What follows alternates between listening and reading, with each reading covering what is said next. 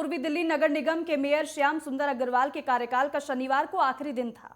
आखिरी दिन श्याम सुंदर अग्रवाल ने सम्मान में मिले सामानों को अपने कार्यालय में मौजूद स्टाफ को भेंट किया। इस दौरान मेयर कार्यालय में मौजूद स्टाफ भावुक नजर आए। श्याम सुंदर अग्रवाल को विदा करने के लिए मेयर कार्यालय में मौजूद सभी स्टाफ गाड़ी तक पहुंचे और श्याम सुंदर अग्रवाल को विदाई दी। इस दौरान श्याम सुंदर अग्रवाल ने भी अपने सभी स्टाफ का धन्यवाद किया और उनके उज्जवल भविष्य की कामना भी की।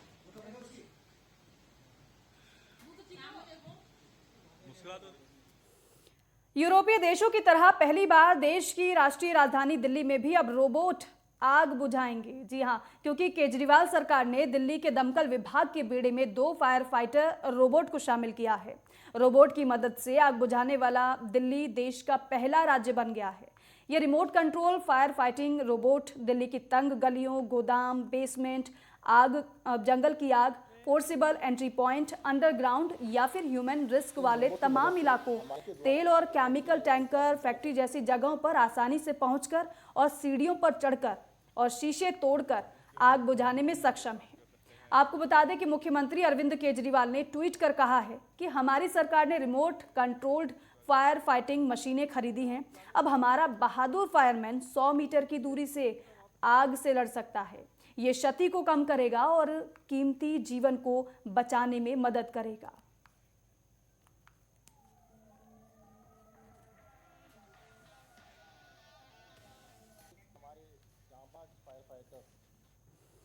आगे बढ़ेंगे खबरों में। द्वारका पुलिस स्पेशल स्टाफ ने 2 बदमाशों को गिरफ्तार किया है। दोनों बदमाश द्वारा जिले इलाके में लगातार चोरी और लूटपाट की वारदातों को अंजाम दिया जा रहा था। पुलिस ने दोनों बदमाशों की निशानदेही पर एक चोरी की स्कूटी, 4 लूटे गए फोन बरामद किए हैं।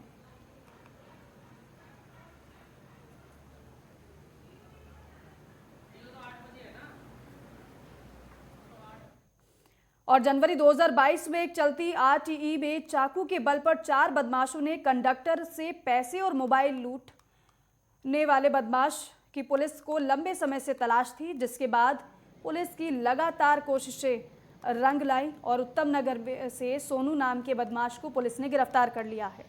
आपको बता दें कि आरोपी पर पहले से 6 आपराधिक मामले दर्ज हैं। ये भी बता दें कि इस मामले में सभी आरोपियों को पुलिस ने गिरफ्तार कर लिया है। वहीं सोनू की तलाश पुलिस को लंबे समय से थी, जिसे आज पुलिस ने गिरफ्तार कर लिया है।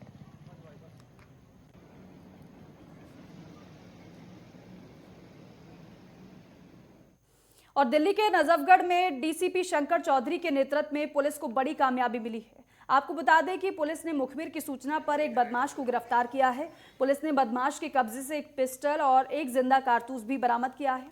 ये भी बताएं कि आरोपी पर चोरी, स्नैचिंग और हथियार रखने के 9 मामले थाने में दर्ज हैं। फिलहाल पुलिस ने आरोपी को गिरफ्तार कर लिया है।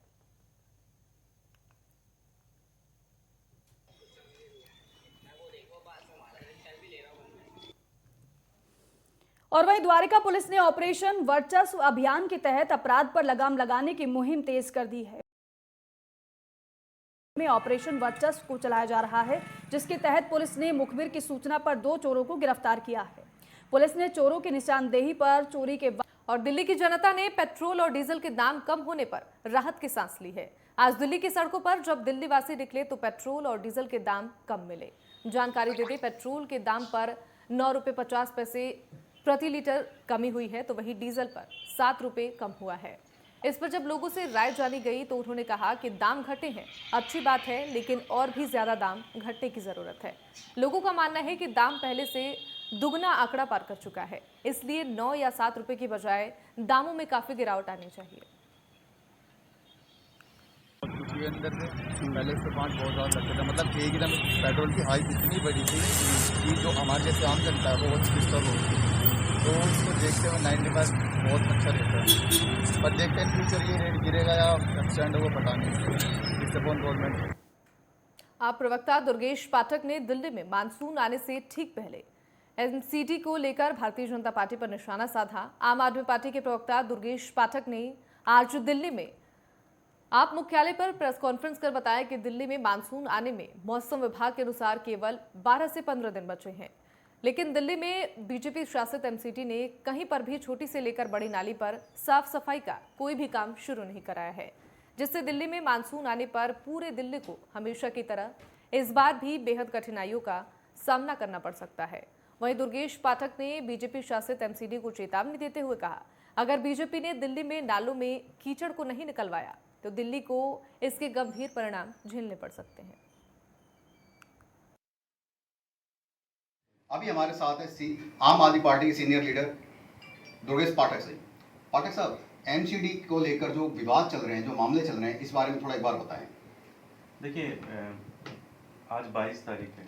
5 तारीख के बाद जो पूरा का पूरा मानसून है दिल्ली में आ जाएगा। 60 फुट और उससे नीचे के जो भी नाले हैं वो नाले एमसीडी के पास आते हैं, भारतीय जनता पार्टी के एमसीडी के पास आते हैं। लगभग 95% दिल्ली के नाले एमसीडी के पास आते हैं। अब मुश्किल से 12 दिन बचे हैं, 12 से 15 दिन बचे हैं मानसून आने में, लेकिन एक भी नाले की गाद नहीं निकाली गई, एक भी नाले की सफाई नहीं की गई। इन पूरी दिल्ली को सफाई करने में लगभग 1000 से ज़्यादा जेसीबी लगते हैं। एमसीडी के पास तो सिर्फ 50 हैं, लगभग 900 से 800 से 900 आप किराए पे लेते हैं। उसका भी प्रोसेस नहीं शुरू किया, उसका भी कोई कागज़ नहीं शुरू, उसका भी कोई टेंडर प्लॉट नहीं किया गया। तो दिल्ली वालों के जान के साथ क्यों खेल रही है भारतीय जनता पार्टी की एमसीडी? दिल्ली वालों के साथ क्यों खेल रही है? आज ये प्रश्न हम पूछ रहे हैं और हम हाथ जोड़कर विनती करते हैं कि राजनीति जनता के साथ मत करिए। आप इसको तुरंत इसकी गाद निकलवाने का काम शुरू करें और तुरंत दिल्ली की नालियों की सफाई शुरू करें। पाठक साहब, जैसे बहुत से नाले दिल्ली जल बोर्ड के अंडर में भी आते हैं, तो उस पर क्या कार्रवाई चल रही है? आप जाके देखें, आप अपना कैमरा भेजें, मैं तो स्वतंत्र रूप से आपसे कहता हूँ, आप देखिए दिल्ली जल बोर्ड के नाले, पीडब्ल्यू नाले लगभग 90 to 95% साफ हो चुके हैं। अगले 2-3 दिन में टोटल क्लोजर रिपोर्ट आ जाएगी, आप जाइए देखिए किसी पे भी, और कहीं नहीं साफ है तो बताइए, वो भी साफ करा देंगे। अभी हमारे साथ है दुर्गेश पाठक जी। उन्होंने बहुत ही कुशलता से हमें एमसीडी की कार्रवाई के बारे में बताया, और जब दिल्ली जल बोर्ड के बारे में पूछा गया तो उन्होंने कहा आप एक बार कैमरा घुमा के चेक कर सकते हैं। कैमरा पर्सन मैं सरमचार विनोद रस्तोगी, नेटवर्क टाइम। और राजधानी दिल्ली की तीनों निगमों का एकीकरण हो गया है, जिससे आप भविष्य में केवल एक ही नाम से जाना जाएगा। दिल्ली नगर निगम पूर्व की नींव का आज अंतिम दिन था। आज के बाद निगम की कार्यवाही निगम के अधिकारी संभालेंगे। आपको बता दें कि कार्यवाही संभालते हुए निगम अधिकारी जननीतियां नहीं बनाएंगे, निगम की सेवाओं को यथासंभव और यथास्थिति बनाए रखेंगे।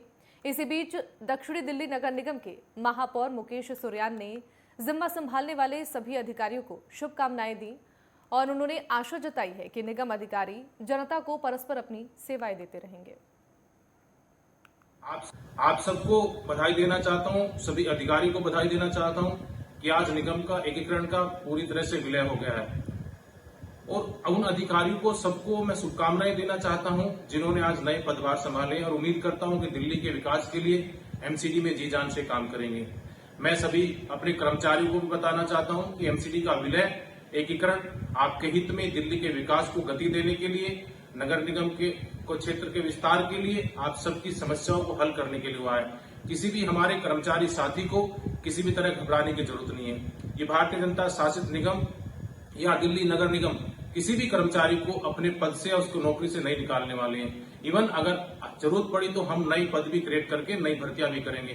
तो किसी भी कर्मचारी साथी को घबराने की जरूरत नहीं। अगर किसी को कर्मचारी को किसी तरह की कोई समस्या आती है तो मुझसे कांटेक्ट कर सकता है। हम उनका जो संबंधित विभाग है उससे बात करके समस्या का हल करेंगे और कर्मचारी के हित में काम करेंगे। और दिल्ली के प्रशांत विहार थाना क्षेत्र में जापानी पार्क के पास 11,61,000 रुपए की लूट की झूठी कहानी का पुलिस ने पर्दाफाश किया है, जहां रोहिणी जिला स्पेशल स्टाफ ने आरोपी को गिरफ्तार कर लिया है। इस दौरान पुलिस ने आरोपी के पास से पूरी रकम भी बरामद की है।